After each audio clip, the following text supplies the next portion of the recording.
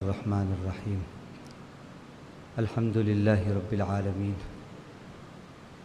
الرحمن الرحیم مالک یوم الدین والصلاة والسلام علی سیدنا محمد وعلی آلہ وصحبہ اجمعین ومن تبعہم بإحسان الی یوم الدین۔ مالک الملک ربک الکریم کے فضل و توفیق سے آج بتاریخ 13 رمضان 1437 ہجری مطابق 18 جون 2016 بروز ہفتہ آج کی تراویح کی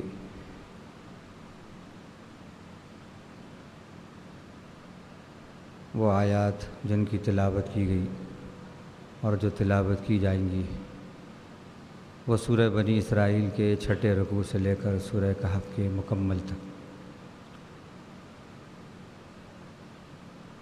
ان آیات میں سے چند آیات ہم نے منتخب کی ہیں۔ ان میں پہلی آیت ہے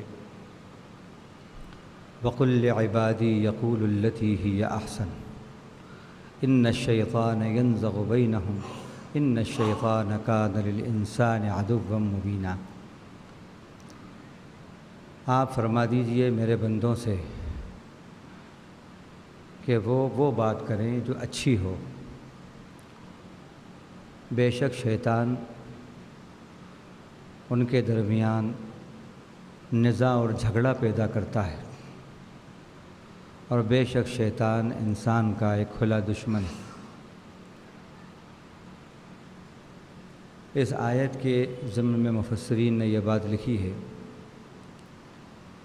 کہ مسلمانوں کو یہ تلقین کی جا رہی ہے کہ وہ کوئی اس طرح کا جملہ کافروں کے لیے اپنی زبان سے نہ نکالیں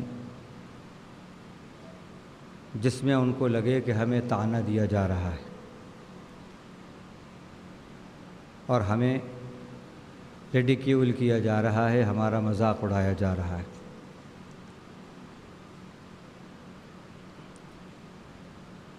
ان کو یہ کہنا کہ تم تو جہنمی ہو اور تم تو ہمیشہ جہنم میں رہو گے، جہنم رسید، ملعون ہو، خدا کی تم پر لعنت ہے، تم خدا کی رحمت سے دور ہو، ایسے جملے کافروں سے مسلمان نہ کہیں، کیونکہ شیطان ہمیشہ طاق میں رہتا ہے کہ اس طرح کے جملوں سے معاشرے کے اندر خلفشار اور فساد پیدا کر دے۔ اب تم اپنے نیت کے اندر کتنا ہی یقین اور سے بات کہہ رہا ہو اور صحیح بات کہہ رہا ہو، لیکن چونکہ وہ بات مخاطب کے لیے تکلیف دہ ہے، اس لیے وہ اس بات سے فساد پیدا کر سکتا ہے اور شیطان اس میں اس کا مددگار ہو سکتا ہے۔ اسی مضمون کی ایک آیت پہلے پارے کے آخری رکوع کے اندر سورہ بقرہ کے 16ویں رکوع میں بھی گزری کہ وَلَا تَسُبُّوا الَّذِينَ يَدْعُونَ مِن دُونِ اللَّهِ فَيَسُبُّوا اللَّهَ عَدْوًا بِغَيْرِ عِلْمٍ۔ تم برا بھلا مت کہو، گالیاں مت دو ان لوگوں کو جو خدا کو چھوڑ کر کسی اور کو پکار رہے ہیں، یعنی مشرکوں کو، کافروں کو۔ ایسا کرو گے تو کیا ہوگا؟ فَيَسُبُّوا اللَّهَ عَدْوًا بِغَيْرِ عِلْمٍ، وہ بھی اللہ کو نعوذ باللہ گالیاں دیں گے، برا بھلا کہیں گے اپنی نادانی ناعلمی سے۔ تو اس سے یہ بات معلوم ہوئی کہ جو لوگ دعوت اللہ کا کام کر رہے ہیں اور اس سے ہٹ کر جو مسلمان ہیں تمام عمومی طور پر، ان کو کوئی بھی اس طرح کے جملے اپنی زبان سے، خاص طور سے ایسے مقامات پر جہاں کے غیر مسلم بھائی بھی موجود ہوں، ایسا مجمع ہو کہ وہ بھی وہاں موجود ہوں، یا یہ کہ ان کی تقریر سے انہیں یہ معلوم ہو کہ یہ تقریر جو ہے میڈیا پر جائے گی الیکٹرانک اور پرنٹ میڈیا میں یہ ٹیلی کاسٹ ہوگی اور یہ نشر ہوگی، اور اس کو سننے والے میری اس تقریر کو صرف مسلمان ہی نہیں ہیں بلکہ یہ کئی غیر مسلم بھی سنیں گے، تو بہت محتاط طور پر اپنی زبان کو شائستگی کے ساتھ استعمال کرنا چاہیے۔ کوئی ایسے جملے زبان سے نہ نکالے جائیں جس سے شیطان کو موقع مل جائے اور معاشرے میں بگاڑ فساد پیدا ہو اور لڑائی جھگڑے پیدا ہوں، اور اس سے مسلمانوں کی جان اور مال کا نقصان ہو۔ پھر ہم کبھی اس بات کی طرف زیادہ توجہ دیتے نہیں ہیں، جوش میں ہم کبھی ایسی باتیں اپنی تقریروں میں کہہ دیتے ہیں کہ ہم غیر مسلموں کے پرکھوں کو، ان کے دیوی دیوتاؤں کو بالکل برا بھلا کہہ دیتے ہیں، اور یہاں تک کہ ایسی باتیں کہہ دیتے ہیں کہ جو ان کے لیے گالی ہوتی ہے۔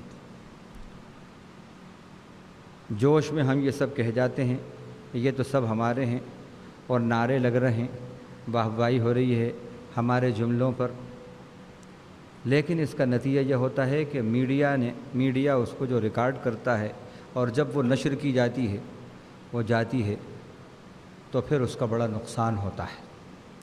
اور آپ کو معلوم ہے کہ اس وقت دنیا جو ہے پورا گلوبل ولیج بن چکی ہے، ایک چھوٹا سا گاؤں بن چکی ہے، ایک چھوٹی سی خبر ادھر کی ادھر چند سیکنڈوں میں چلی جاتی ہے۔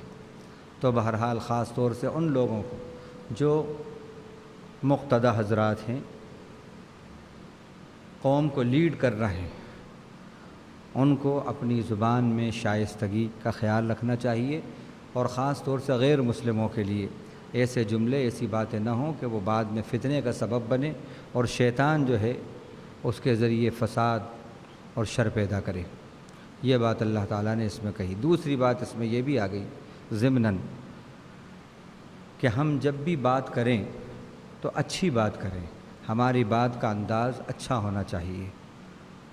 گالی گفتار، چیخ پکار کر کے سامنے والے کو پریشرائز کرنے کے لیے، اس پہ روب ڈالنے کے لیے کوئی ناشائستہ زبان ہم استعمال کریں اپنوں سے بھی، یہ بھی ٹھیک بات نہیں۔ بات میں شائستگی اور ماڈیسٹی ہونا چاہیے، یہ بات بھی ضمناً اس کے اندر آ گئی۔ دوسری بات، قُلِ ادْعُوا الَّذِينَ زَعَمْتُم مِّن دُونِهِ فَلَا يَمْلِكُونَ كَشْفَ الضُّرِّ عَنكُمْ وَلَا تَحْوِيلًا۔ آپ کہہ دیجئے کہ تم خدا کو چھوڑ کر جن کو بھی پکارتے ہو، قُلِ ادْعُوا الَّذِينَ زَعَمْتُم مِّن دُونِهِ فَلَا يَمْلِكُونَ كَشْفَ الضُّرِّ عَنكُمْ وَلَا تَحْوِيلًا۔ آپ کہہ دیجئے کہ پکارو تم ان لوگوں کو جن کو تم نے یہ دعویٰ کرتے ہو کہ جو تمہاری مصیبتوں کو دور کر سکتے ہیں یا تمہاری تکلیفوں کو تم سے ہٹا سکتے ہیں، تو پکارو۔ اور جن کو تم پکار رہے ہو ان کی حیثیت تو ایسی ہے کہ لا یملکون کشف الضر عنکم ولا تحویلا، وہ مصیبت تم سے نہ تو ہٹا سکتے نہ تبدیل کر سکتے، نہ دور کر سکتے نہ تبدیل کر سکتے۔ مصیبت کو نہ تو دور کر سکتے اور نہ مصیبت کو بدل سکتے، راحت سے، اچھائی سے، آسانی سے۔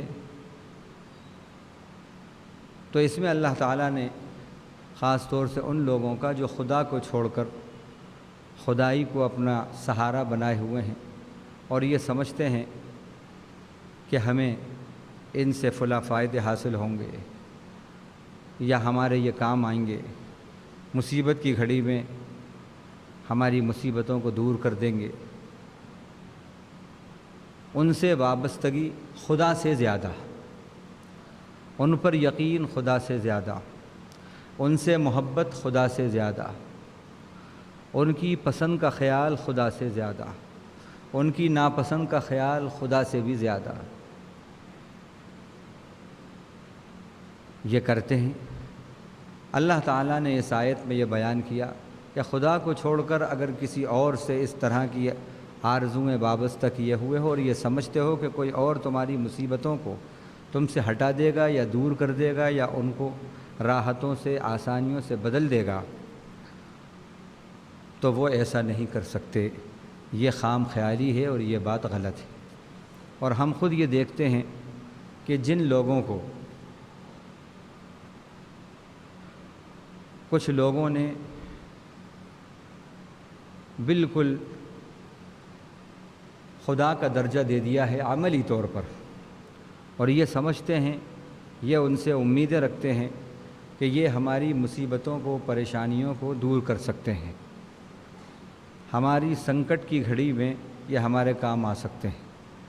یہ دیکھا گیا کہ خود ایسے حالات ہوئے کہ وہاں پر سالیں ہو گئیں، اطراف میں قتل و غارت گری ہو رہا ہے، لیکن وہ اپنے اطراف کی قتل و غارت گری کو بھی روک نہیں سکتے۔ کتنی ایسی مثالیں ہمارے سامنے موجود ہیں۔ تو یہ اشارتاً یہ بات کہہ رہا ہوں، سمجھنے والے بہرحال اس کو سمجھیں گے۔ مصیبتیں دور کرنا اللہ ہی کے اختیار میں ہے، مصیبتوں کو راحتوں سے بدلنا اللہ ہی کے اختیار میں ہے۔ اس لیے مصیبت کی گھڑی میں اللہ ہی کو پکارنا چاہیے، راحت کی گھڑی میں بھی اللہ ہی سے فریاد کرنا چاہیے، اللہ کا شکر ادا کرنا چاہیے۔ شیطانی حربے کیا کیا ہیں، کس کس طرح شیطان جو ہے وہ پھنساتا ہے، اپنی جال کے اندر انسان کو لیتا ہے۔ اللہ تعالیٰ نے اس کی کچھ باتیں اس آیت میں بتائیں کہ شیطان سے اللہ کہہ رہے ہیں، جب اس کو نکالا، ایکسپیل کر دیا، اس سے جب کہا تھا کہ تو سجدہ کر، جیسے سب سجدہ کر رہے ہیں، تو اس نے سجدہ آدم علیہ السلام کو نہیں کیا۔ اللہ تعالیٰ نے پوچھا کیوں نہیں کیا؟ اس نے کہا کہ یہ مٹی سے بنا ہے، میں آگ سے بنا ہوں، اور میں اس کے آگے جھکوں، یہ کیسے ہو سکتا ہے؟ پھر اس کے بعد اس نے جب اللہ تعالیٰ نے اس سے کہا کہ اب تو نکل جا یہاں سے، اخرج منہا مذءوما مدحورا، ذلیل و خوار ہو کر نکل جا یہاں سے، تو اس نے اس وقت کہا تھا لَأَحْتَنِكَنَّ ذُرِّيَّتَهُ إِلَّا قَلِيلًا، میں آدم کی ذریت کو اپنے جال میں پھنسا لوں گا، ان کو بہکاؤں گا، ان کو اپنے جال میں پھنساؤں گا، سوائے تھوڑے لوگوں کے۔ اور ایک جگہ اس نے ان تھوڑے لوگوں کی صفات بھی بتا دی کہ وہ تھوڑے لوگ جن پر میرا قابو نہیں چلے گا وہ کون ہیں؟ الا عبادک منہم المخلصین، تیرے جو مخلص بندے ہیں، تیرے جو منتخب بندے ہیں، اخلاص والے بندے ہیں، جو اخلاص کے ساتھ تجھ کو یاد کرنے والے، تجھ کو پکارنے والے، تیری طرف لپکنے والے، تجھی سے اپنی ساری تمنائیں، آرزوئیں وابستہ کرنے والے جو بندے ہیں، ایسے بندوں تک میں نہیں پہنچ سکتا اور ایسے بندوں کو میں نہیں بہکا سکتا۔ یہ خود اس نے کہہ دیا۔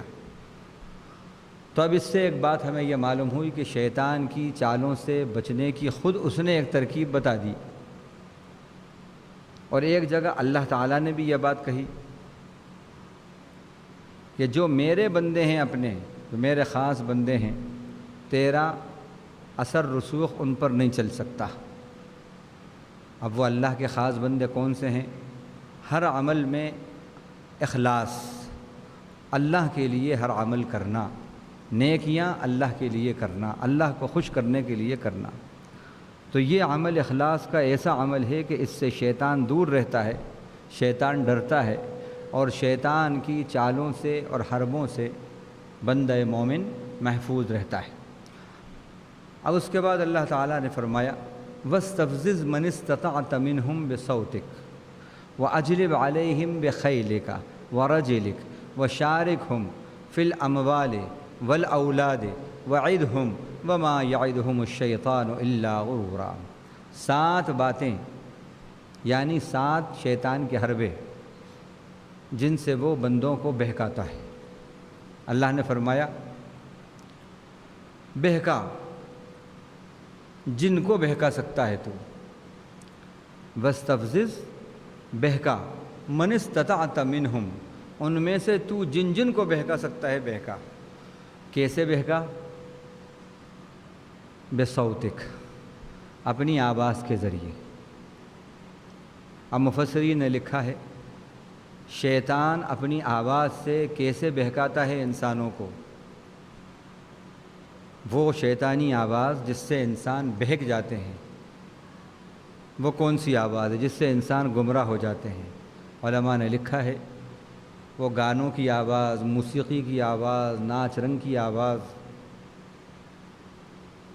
یہ آوازیں، شرک کی آواز، کفر کی آواز، یہ آوازیں وہ ہیں جن سے شیطان بہکانے میں آگے آتا ہے اور بڑی آسانی سے بندوں کو اپنے دام فریب میں پھنسا لیتا ہے۔ بصوتک میں یہ بات آ گئی۔ اب ہم اپنا جائزہ لیں کہ ہم اپنے کانوں کو کیسی کیسی میوزک اور کیسے گانوں سے لطف اندوز کرتے ہیں، اپنی آنکھوں کو کیسے کیسے مناظر سے لطف اندوز کرتے ہیں۔ یہ سب وہ باتیں ہیں، وہ چالیں ہیں جو شیطان کی چالیں ہیں، اور یہ سب شیطانی حربیں ہیں۔ ان کے ذریعے بندہ شیطان کی گرفت میں آ جاتا ہے اور گمراہ شیطان اس کو ان کے ذریعے کرتا ہے بڑی آسانی سے۔ تو ہمیں بہت بچنا چاہیے کہ یہ شیطانی حربہ ہے، اس کے ذریعے وہ ہمیں راہ حق سے ہٹا کر راہ جہنم کی طرف لے جاتا ہے، راہ جنت سے ہٹا کر راہ جہنم کی طرف لے جاتا ہے۔ ایک بات ہوئی۔ دوسری بات وَأَجْلِبْ عَلَيْهِمْ بِخَيْلِكَ وَرَجِلِكَ، اور ان پر یعنی بندوں پر اپنے سواروں کو تو چھوڑ دے۔ اب وہ تیرے سوار پیدل سوار ہوں ان کو بھی چھوڑ دے، اور اپنے جو سواریوں پر سوار ہیں، گھوڑوں پر سوار ہیں، ان کو بھی چھوڑ دے۔ یعنی جو پیادہ ہوں اور جو سواری پر ہوں ان پہ بھی چھوڑ دے۔ کیا مطلب؟ مطلب یہ ہے کہ کوئی کسر نہ چھوڑ، اپنی جو ذریت ہے، تیری جو ذریت، تیرے جو کارندے ہیں، ان تمام کو بہکانے میں لگا دے، ان کو بہکانے میں تو لگا دے۔ تو یہ دوسرا حربہ ہے کہ شیطانی صفت لوگ جو ہیں وہ چاروں طرف اس طرح ہوتے ہیں کہ مختلف انداز سے، مختلف طریقوں سے شرک کی طرف، کفر کی طرف، گناہوں کی طرف لوگوں کو مائل کرتے ہیں، اور دکانیں اپنے سجائے ہوئے ہیں خدا کی بغاوتوں کی۔ تو یہ دوسرا حربہ ہے شیطان کا کہ اس کی پوری ٹیم ہے کہ جو اللہ کے بندوں کو بہکانے اور گمراہ کرنے کے اندر لگی ہوئی ہے۔ تو ہمیں ایسے شیطانی صفت لوگوں سے اور شیطان کی ٹیم سے بہت ہی ہوشیار رہنا چاہیے۔ وَشَارِكْهُمْ فِي الْأَمْوَالِ وَالْأَوْلَادِ، یہ تیسرا حربہ۔ تو شریک ہو جا ان کے مال میں، ان کی اولاد میں۔ اب ان کے مال میں شریک ہو کر ان کو بہکا، ان کے اولاد میں شریک ہو کر ان کو بہکا۔ کیا مطلب؟ یعنی ان کا مال تو اللہ کے علاوہ غیر اللہ پر چڑھاووں کی صورت میں چڑھوا، جھوٹی آرزوئیں اور دلاسے دلا کر کہیں اور خرچ کروا، یا اللہ کی حرام جو چیزیں ہیں ان کے اوپر خرچ کروا۔ مال جوا ہے، شراب ہے، بدکاریاں ہیں، دغل فصل ہے، جھوٹ ہے، خیانتیں ہیں، یہ سب بھی اس کے اندر آ گئے۔ بے ایمانیاں ہیں، ان میں تو شریک ہو جا۔ تو یہ بھی سب شیطان کے حربے ہیں۔ اگر کسی بندے کے اندر ان میں سے کوئی بات ہے تو سمجھ لیجیے کہ شیطان کی راہ اس تک کھلی ہوئی ہے اور وہ اس راستے سے اس کو بہکا سکتا ہے اور اس سے جنت چھین سکتا ہے۔ وشارکھم فی الاموال میں یہ بات آ گئی، والاولاد، اور ان کی اولاد میں بھی شریک ہو جا، شرکت کر، یعنی وہ اولاد جن کو آپ نے خدا نہیں دیا، رسول نہیں دیا، دین نہیں دیا، ایمان نہیں دیا، اب وہ شیطان کے سب نمائندے ہو گئے۔ دین ظاہر ہے، جب دینداری اولاد میں نہیں ہوگی تو دنیا داری ہوگی۔ خدا کی معرفت نہیں دیں گے، خدا کا خوف نہیں دیں گے آپ، خدا کا شوق نہیں دیں گے آپ ان کو تو خدائی کا شوق ہوگا۔ آخرت نہیں دیں گے تو دنیا ہوگی، جنت نہیں دیں گے تو جہنم کے کام ہوں گے۔ تو اس طرح شیطان جو ہے اولاد کے ذریعے بھی اپنے دام میں پھنساتا ہے۔ تو اولاد کو ایمان دیجئے، دین دیجئے، خدا دیجئے، آخرت کی فکر دیجئے اور ان کی دینداری کی اور ایمان کی فکر کیجئے۔ اگر آپ نے ان کے عقیدے، عمل اور ایمان کی فکر نہیں کی تو وہ شیطان کا ترنے والا بن جائیں گے۔ اور شارکھم فی الاموال والاولاد پھر صادق آ جائے گا۔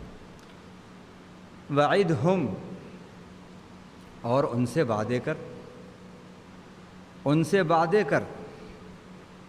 ارے یہ مولوی ملا تو ایسی کہتے رہتے ہیں، یہ کرو یہ کرو یہ کرو، دیکھو تمہارا یہ کام بن جائے گا، اس طرح یہ کام کرو یہ کام ہو جائے گا، وہاں جا کر ایسا ایسا کر لو یہ کام ہو جائے گا، اس کلر کا جھنڈا یہاں چڑھا دو، یہ کر دو یہ کام ہو جائے گا، گلے میں فلاں نام کا یہ ڈال لو، لٹکا لو، کام ہو جائے گا۔ ابھی 2 دن پہلے ایک جگہ سے واپس آ رہے تھے، راستے میں ہم نے دیکھا ایک نیبو کی بنڈی ہے،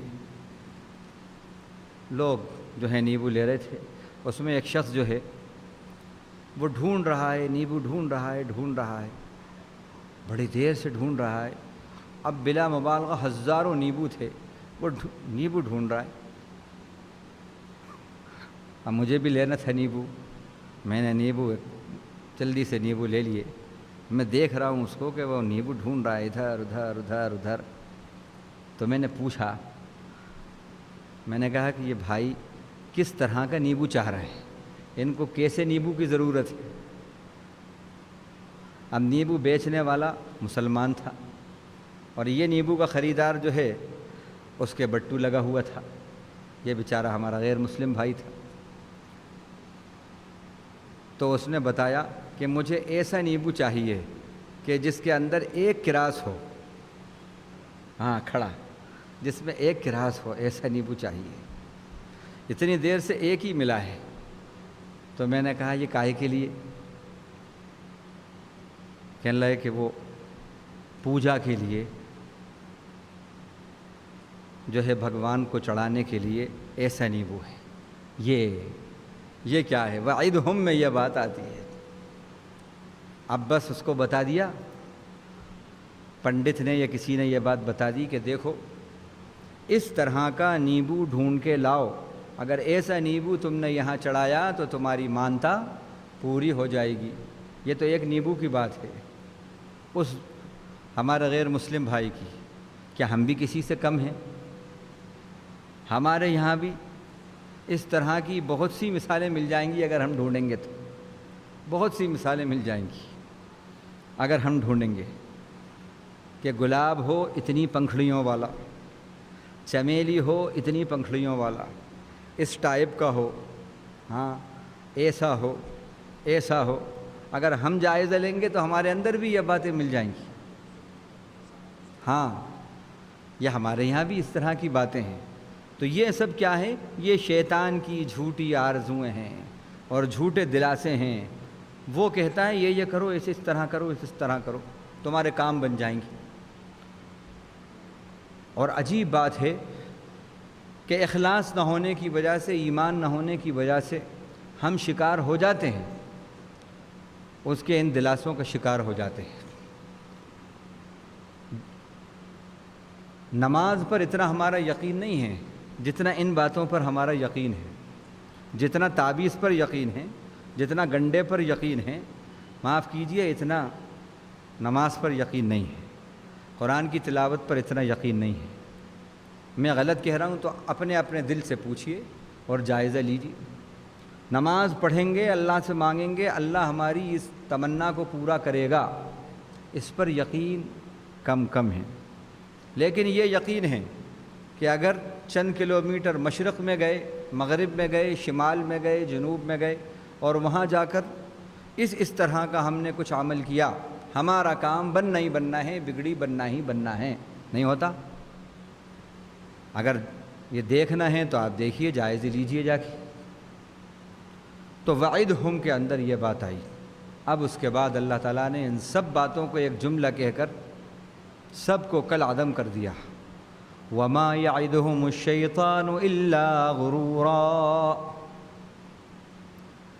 اور یہ جو بھی شیطان وعدے کرتا ہے، جو بھی وعدے کرتا ہے شیطان، اس کے سارے وعدے دھوکے کے ہوتے ہیں، کچھ بھی نہیں ہوتا۔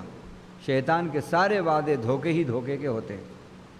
اولئک مأواہم جہنم، اور شیطان کے فریب میں جو لوگ آئے ان کا سب کا ٹھکانہ جہنم ہے۔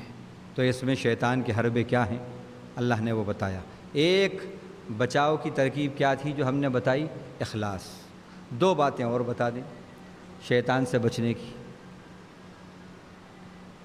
سورہ نحل رکوع نمبر 13 کے اندر اللہ تعالیٰ نے فرمایا انہ لیس لہ سلطان علی الذین آمنوا وعلی ربہم یتوکلون انما سلطانہ علی الذین یتولونہ والذین ہم بہ مشرکون۔ بے شک شیطان کا اختیار ان لوگوں پر نہیں چلے گا جن کے اندر دو صفات ہیں، للذین آمنوا وعلی ربہم یتوکلون، جو لوگ ایمان لے آئے، اللہ پر یقین کامل ہے ان کا، دل سے اللہ سے تعلق ان کا قائم ہو گیا، اور دوسرا ہر چیز میں اللہ ہی پر بھروسہ رکھتے ہیں، اعتماد رکھتے ہیں۔ ایمان اور توکل جن کے اندر یہ دو صفات ہیں، شیطان کا حربہ ان پر نہیں چلے گا۔ اللہ تعالیٰ نے یہ دو باتیں یہاں بتا دی۔ کن پر چلے گا شیطان کا حربہ؟ انما سلطانہ علی الذین یتولونہ والذین ہم بہ مشرکون، بے شک اس کا اقتدار، اس کا اختیار ان لوگوں پر چلے گا جو اس کو دوست بناتے ہیں، یعنی جو شیطان کی پسند کے کام ہیں ان کو کرتے ہیں۔ اور ہم یہ دیکھتے ہیں کہ شیطان کی پسند کے کام نئے نئے ناموں سے ماڈرن طریقے پہ کرتے ہیں۔ اگر کوئی شیطانی پسند کے کام کر رہا ہے تو وہ اپنے آپ کو سمجھتا ہے میں بہت ماڈرن ہوں، اور کوئی اگر سنت پہ چل رہا ہے، نبی کے طریقے کو اپنا رہا ہے، تو لوگ کہتے ہیں رے یہ تو بیکورڈ آدمی ہے۔ گناہوں کو اپنانے والا، گناہ والے فیشن کو اپنانے والا آج فارورڈ ہے، اور نیکیوں کو اپنانے والا، نیکیوں پہ چلنے والا، وہ گناہ گار اسے بیکورڈ سمجھتے ہیں۔ یہ ہے شیطان کو دوست بنانا۔ شیطان سے جو دوستی کرے گا شیطان کا غلبہ اس پر ہوگا، اور والذین ہم بہ مشرکون، اور جو اس کو شریک کریں گے اپنے کاموں میں، یعنی اس کی پسند کے کام جو کریں گے، شیطان کا ان پر سلطان، سوورنٹی، اقتدار، وہ شیطان کے زیر اقتدار آ جائیں گے۔ اب آپ کو معلوم ہے اگر کوئی حکومت کے زیر اقتدار جو چیزیں آتی ہیں، جو محکمے آتے ہیں، جو آرڈر ادھر سے آتا ہے انہیں کرنا پڑتا ہے، تو شیطان کے زیر اقتدار کون لوگ آ جاتے ہیں؟ ایک تو وہ جہاں ریاکاری ہے، دوسرے وہ جہاں پر شرک ہے، تیسرے وہ جہاں شیطان کی پسند اور دوستی کی باتیں ہیں۔ اور شیطان کی چالوں سے بچنے والے کون کون ہیں؟ ایمان والے، اللہ پر توکل کرنے والے۔ تو اللہ ہم کو اپنے کرم سے، اپنے فضل سے اخلاص عطا فرمائے، ایمان کامل عطا فرمائے، اور اپنی ذات پر کامل توکل اور یقین عطا فرمائے، اور شیطان کی ہر چال سے ہماری اور ہماری اولاد اور نسلوں کی محض اپنے لطف و کرم سے حفاظت فرمائے۔ قیامت کا دن بڑا سنگین دن ہے، حساب کتاب کا دن ہے، ہر ایک کو اس دن حاضر ہونا ہے خدا کے حضور۔ بحیثیت مومن ہمارا تو یہ یقین ہے، ایمان ہے، اللہ کے سامنے ہمیں حاضر ہونا ہے۔ ہمیں کیا بلکہ ساری کائنات کو، سارے انسانوں کو اللہ کے سامنے جنات کو بھی اور انسانوں کو بھی حاضر ہونا ہے۔ جو کیا ہے اس کا حساب کتاب دینا ہے۔ اب وہاں پر ہر انسان کیسے آئے گا؟ اپنے اپنے ہاتھ میں اپنا نامہ اعمال لیا آئے گا، اپنے نامہ اعمال کو اپنے ہاتھ میں لیا ہوگا، اور پھر اللہ اس سے کہیں گے اب اپنا نامہ اعمال تو خود ہی پڑھ لے۔ یہ بات اللہ تعالیٰ نے یہاں پر بتائی، یوم ندعو کل اناس بامامہم فمن اوتی کتابہ بیمینہ فاولئک یقرؤون کتابہم ولا یظلمون فتیلا۔ قیامت کا دن وہ دن ہوگا کہ ہم تمام انسانوں کو ان کے امام کے ساتھ بلائیں گے۔ امام کی تشریح میں علماء نے، مفسرین نے کئی تشریحات کی، لیکن جو زیادہ قرین قیاس ہے اور زیادہ تر علماء اور مفسرین کی درگاہ ہیں، حضرت ابن عباس رضی اللہ عنہ کی تشریح کے مطابق، تفسیر کے مطابق، وہ امام سے مراد نامہ اعمال ہے، کہ ہر انسان قیامت کے دن اللہ کے سامنے ایسے حاضر ہوگا کہ اس کے ساتھ اس کا نامہ اعمال ہوگا۔ یوم ندعو کل اناس بامامہم فمن اوتی کتابہ بیمینہ، پر جس کا نامہ اعمال اس کے دائیں ہاتھ میں دے دیا جائے گا، فاولئک یقرؤون کتابہم ولا یظلمون فتیلا۔ تو یہ نامہ اعمال داہنے ہاتھ میں جو لوگ لینے والے ہوں گے، یہ ایسے خوش نصیب ہوں گے، بڑے شوق سے اپنا نامہ اعمال پڑھ رہے ہوں گے، بڑے شوق سے پڑھ رہے ہوں گے اور دوسروں کو بھی دکھا رہے ہوں گے۔ وہ بات اللہ نے سورہ حاقہ کے اندر بیان کی، ہاں اقرؤوا کتابیہ، کہہ رہے ہوں گے آؤ آؤ دیکھو میرا نامہ اعمال پڑھ لو۔ جن کا نامہ اعمال دائیں ہاتھ میں دیا جائے گا، اور دوسرا ان پر انعام یہ ہوگا ولا یظلمون فتیلا، وہ جو معمولی سی چراغ کی جو بتی ہوتی ہے، بتی کو جو بٹتے ہیں اس کا جو باریک سا دھاگا ہوتا ہے اس کو فتیل بولتے ہیں۔ تو مطلب یہ ہے کہ ان پر اس ذرا سی جو معمولی بتی ہے اس کے برابر بھی ظلم نہیں ہوگا، مطلب تھوڑا سا بھی ان پر ظلم نہیں کیا جائے گا۔ دائیں ہاتھ والوں پر پورے اعزاز کے ساتھ، سہولت کے ساتھ، آسانی کے ساتھ ان کے ساتھ معاملہ ہوگا، اور اعزاز کے ساتھ جنت کے اندر ان کا داخلہ ہوگا۔ تو اب نامہ اعمال کی فکر ہمیں کرنا ہے کہ دائیں ہاتھ میں نامہ اعمال اگر آ گیا تو بس سمجھ لیجیے کہ کامیابی ہے اور بامرادی ہے، اور اگر خدا نخواستہ بائیں ہاتھ میں پہنچ گیا تو پھر نامراد ہیں اور خسارہ ہے، حسرت ہے، نقصان ہے۔ تو ہر ایک اپنے اپنے نامہ اعمال کے ساتھ آئے گا۔ اب ہر ایک اپنا اپنا اعمال کا جائزہ لے کہ کون سے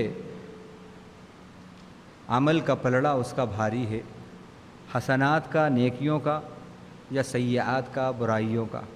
حسنات کا اگر پلڑا بھاری ہے اور حسنات کا ریشو زیادہ ہے تو سمجھیے دائیں ہاتھ والے ہیں، اور اگر سیئات کا خدا نخواستہ غلبہ ہے تو پھر بائیں ہاتھ کا معاملہ ہے، اور پھر بہت نقصان اور خسارہ۔ اور یہ گھڑی آنا ہے، یہ گھڑی آنا ہے، خدا کے سامنے حاضر ہونا ہے اور نامہ اعمال لے کر آنا ہے، اور پھر ہاتھ میں دیا جائے گا۔ دائیں ہاتھ میں آ گیا کامیابی ہے، بائیں ہاتھ میں آنا علامت ہے جہنمی ہونے کی۔ یہ بات اللہ تعالیٰ نے اس میں بتائی۔ دوسری بات اس میں اہم یہ بھی بتائی کہ جنت اسی کی جنت ہوگی جس نے دنیا کے اندر بصیرت حاصل کر لی ہے، یعنی جس نے اپنی دل کی نگاہ دنیا کے اندر ہی روشن کر لی تو اس کی آخرت روشن ہو گئی، جنت اس کو مل گئی۔ اور جس نے اپنی دنیا بالکل غافل رہ کر تاریک کر لی، خدا کو اس نے نہیں سمجھا، دین کو نہیں سمجھا، آخرت کی فکر نہیں کری، قیامت کی فکر نہیں کری، آخرت کی تیاری نہیں کری، تو گویا اس نے بصیرت حاصل نہیں کی۔ بصیرت کہتے ہیں دل کی روشنی کو، اور بصارت کہتے ہیں آنکھ کی روشنی کو۔ جس نے ایمان کی بصیرت حاصل نہیں کری، اللہ کی معرفت کی بصیرت حاصل نہیں کری، وہ روشنی حاصل نہیں کری دل کی روشنی، تو پھر اس کی آخرت تاریک ہے، اندھی ہے۔ یہ بات اللہ تعالیٰ نے اس طرح بیان کی، من کان فی ہذہ اعمی فہو فی الآخرۃ اعمی واضل سبیلا۔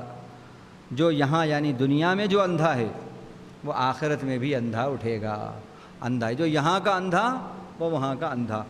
اب یہ عجیب بات ہے، آپ بتائیے کون سے اندھوں کی بات ہے؟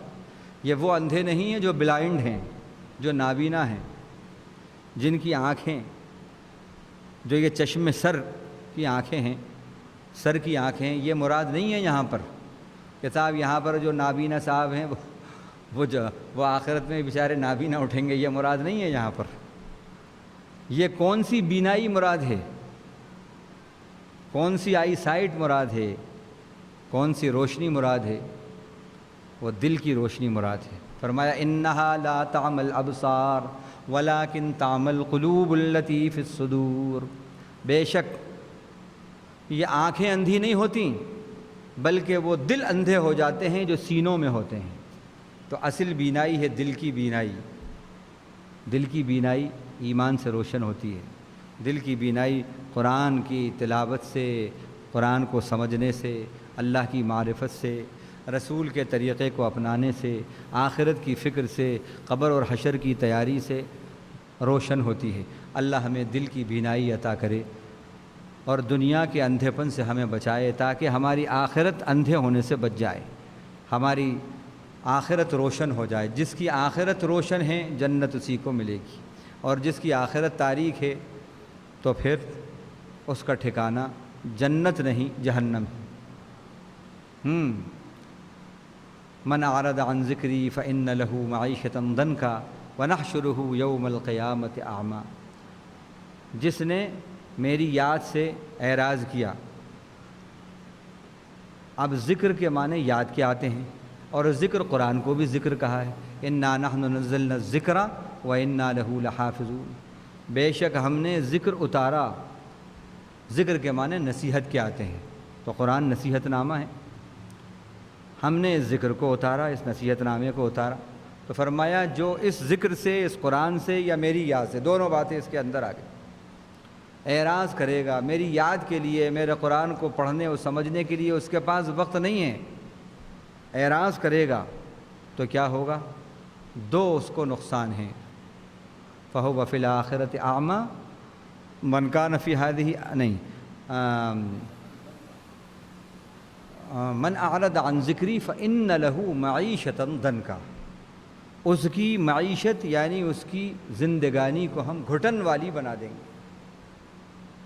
بہت کما رہا ہے، بہت آسائشیں ہیں دنیا کی، لیکن پھر بھی سکون نہیں ہے۔ اور ہم یہ دیکھتے ہیں جہاں اللہ کی یاد نہیں ہے، دنیا کی تمام آسائشیں ہیں، اس کے باوجود بھی پریشانی، گھبراہٹ، بے چینی ہے۔ اور دوسرا اس کا وبال کیا ہوگا اللہ کی یاد سے اعراض کا؟ وَنَحْشُرُهُ يَوْمَ الْقِيَامَةِ أَعْمَى، اور قیامت کے دن ہم اس کو اندھا اٹھائیں گے۔ وہ کہے گا رب لم حشرتنی اعمیٰ وقد کنت بصیرا، اے میرے پروردگار تو نے مجھے یہاں پر نابینا اور اندھا کیسے اٹھایا؟ میں تو دنیا میں آنکھوں والا تھا، میں تو آنکھوں والا تھا۔ اللہ اس سے کہیں گے قال کذالک اتتک آیاتنا فنسیتها وکذالک اليوم تنسیٰ، تیرے پاس ہماری آیتیں آئی تھیں، ہماری باتیں آئی تھیں، ہمارے احکام آئے تھے، تو ان کو بھول گیا، اس لیے ہم نے بھی تجھے بھلا دیا۔ تو قرآن کے ذریعے اپنی بصیرت کو، دل کی بینائی کو روشن کیجئے، تاکہ جنت روشن ہو، تاکہ آخرت روشن ہو۔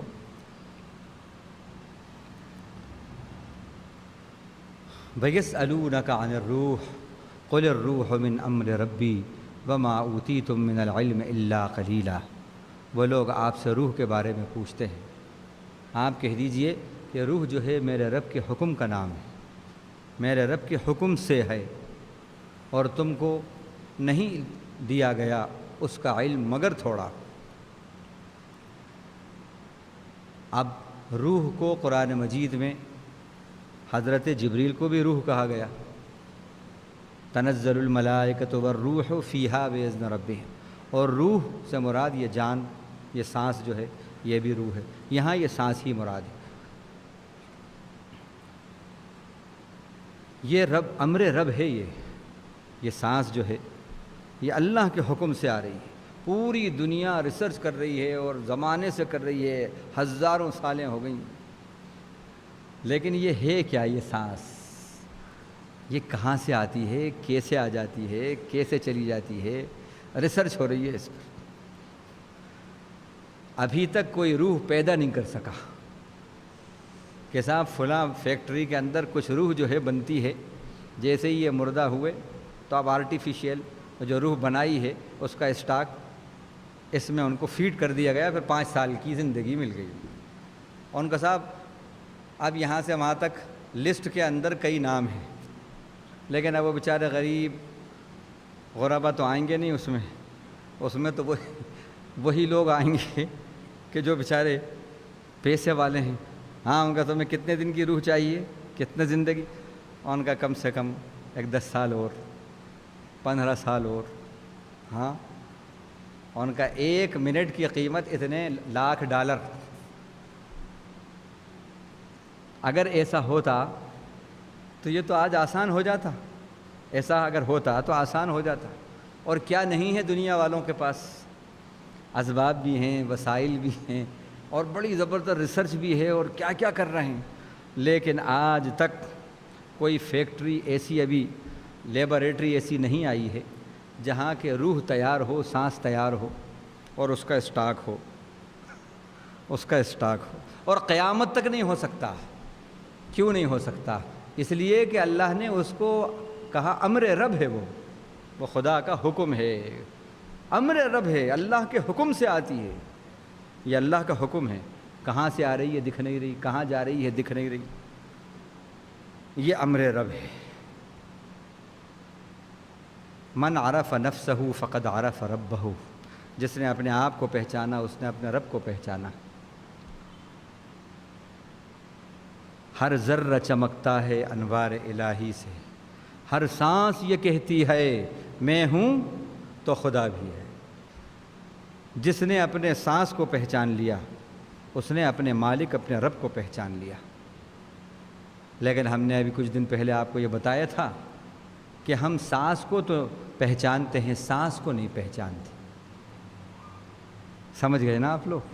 ہاں خوب پہچانتے ہیں، لیکن یہ سانس جو دے رہا ہے کون دے رہا ہے، کس کے حکم سے آ رہی ہے، اس کو نہیں پہچانتے۔ یہ امر رب ہے، اور ایک دم کا ظہورا ہے، باقی سب کچرا کوڑا ہے۔ بہت ہیکڑیاں ہیں، بہت اڑ رہا ہے آسمان میں، لیکن معلوم ہوا جو سانس نکلی، لو صاحب کھیل ختم۔ پانی کا بلبلا ہے انسان کی زندگی، پانی کا بلبلا ہے انسان کی زندگی، کچھ بھی نہیں۔ بڑی بڑی باتیں کر رہا تھا، کیا کیا کہہ رہا تھا، اس کو دھمکی اس کو دھمکی، یہ کر ڈالیں گے وہ کر ڈالیں گے۔ اب فیوچر کے پلاننگ، تاج محل بنانا ہے، ایسا کرنا ہے ویسا کرنا ہے، گینیز بک آف ورلڈ میں نام لانا ہے، ایسا کچھ یونیک کام کرنا ہے، کیا کیا پلاننگ۔ لیکن معلوم ہوا کہ ذرا سا یہ سانس، یہ جو بلبلا ہے، بس یہ نکلا، ساری ہیکڑیاں ختم، سب ختم۔ اب دوبارہ واپس لانا چاہیں قیامت تک پورے لوگ مل کر بھی، پوری دنیا اور دنیا والے مل کر بھی چاہیں تو نہیں آ سکتا۔ اس حقیقت کو پہچانو، یہ کون دے رہا ہے، اس سانس کو پہچانو، اس کے خالق کو پہچانو۔ الا لہ الخلق والامر، وہی خالق ہے، اسی نے پیدا کیا ہے تو حکم بھی اسی کا چلے گا۔ جب کائنات کا خالق وہ ہے، پیدا کرنے والا وہ ہے، تو پھر حکم بھی اسی کا چلے گا۔ جب دے رہا ہے وہ یہ سانس، تو پھر اس کی ماننا کائے کے لیے دے رہا ہے؟ وما خلقت الجن والانس الا لیعبدون، میں نے زندگی دی ہے اس لیے، جنات اور انسان کو اس لیے پیدا کیا ہے، وہ مقصد بھی بتا دیا کہ میری بندگی کریں، میری عبادت کریں۔ تبارک الذی بیدہ الملک وہو علی کل شیء قدیر الذی خلق الموت والحیاۃ لیبلوکم ایکم احسن عملا۔ اس نے موت اور زندگی اس لیے پیدا کی ہے کہ وہ تمہیں آزمائے کہ حسن عمل کون کرتا ہے، اچھا عمل کون کر کے آتا ہے۔ تو مقصد یہ سانس کا کیا ہے؟ حسن عمل آئے ہماری زندگی میں، اعمال ہمارے اچھے ہوں، اور بندگی آئے ہماری زندگی میں، بندگی آ جائے۔ یہ ہے اصل مقصود اور مطلوب۔ تو امر رب کو سمجھیے، یہ اللہ کا حکم ہے، ہر سانس اللہ کا حکم ہے۔ اس اللہ کے حکم سے ہر اللہ کے حکم کو پورا کیجئے، اللہ کے ولی بن جائیں گے۔ بس اتنی سی بات ہے۔ اللہ کے ولی بننے کا بہت مختصر سا نسخہ، کیا 1 پوائنٹ پروگرام، ہاں صاحب، بلکہ 2 پوائنٹ سمجھ لو آپ۔ ہر سانس اللہ کے حکم سے آ رہی ہے، یہ تو ہمارا یقین ہے۔ اب ہر سانس کو اللہ کے حکم میں لگا دینا، بس جس کے حکم سے آ رہی ہے اس کے حکم میں صرف کر دینا، ولی بن جاؤ گے۔ اب اس کا حکم جھوٹ بولنا ہے نہیں، خیانت کرنا ہے نہیں، شرک اور کفر کرنا ہے نہیں، بدعات اور خرافات ہے نہیں، فالتو وقت برباد کرنا یہ ہے نہیں، اب بدمعاشی کرنا ہے نہیں، خیانتیں کرنا ہے نہیں، لڑائی جھگڑے کرنا ہے نہیں۔ تو کیا حکم ہے؟ بس وہ پہچانیے۔ اسی حکم کو بتانے کے لیے آپ کے سامنے یہ قرآن کی آیتیں اور منتخب آیتیں پیش کی جاتی ہیں۔ تو ہر سانس کو یہ سمجھ کر کہ اللہ کے حکم سے آ رہی ہے، بس اس سے کو میں تبدیل کر دینا ہے۔ اللہ کے حکم سے آ رہی ہے، اب اس کو اللہ کے حکم میں لگانا ہے، اس حکم خدا سے حکم خدا پورا کرنا ہے۔ بس یہ کام آپ نے کیا، اللہ نے آپ کو اپنا ولی بنایا۔ اللہ کہنے والے کو بھی اپنے کرم سے، اپنے فضل سے، اس نعمت سے سرفراز کرے، اور آپ کو بھی، سننے والوں کو بھی۔ وآخر دعوانا الحمدللہ رب العالمین۔ اور انشاءاللہ